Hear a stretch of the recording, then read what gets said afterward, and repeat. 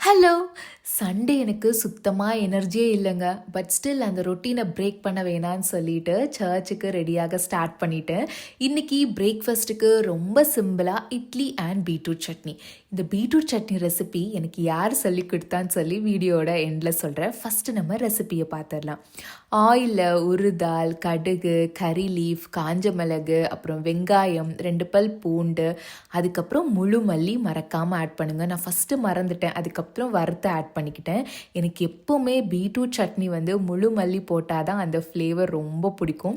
அதுக்கப்புறம் கிரேட்டட் beetroot and கோகனட்டை தேவையான அளவு சால்ட் போட்டு நல்லா வதங்கினதுக்கப்புறம் கிரைண்ட் பண்ணி தாளித்து இட்லி கூட சாப்பிட்டா செம்ம காம்பினேஷன். எனக்கு ரொம்ப பிடிக்கும். நான் ப்ரெக்னெண்ட்டாக இருக்கும்போது இந்த காம்பினேஷன் ரொம்ப விரும்பி சாப்பிட்டேன்.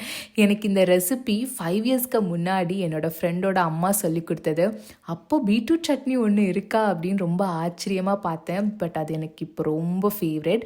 உங்களுக்கு இட்லி கூட எந்த காம்பினேஷன் ரொம்ப பிடிக்கும் அப்படின்னு சொல்லி மறக்காமல் எனக்கு கமெண்ட் பண்ணுங்கள்.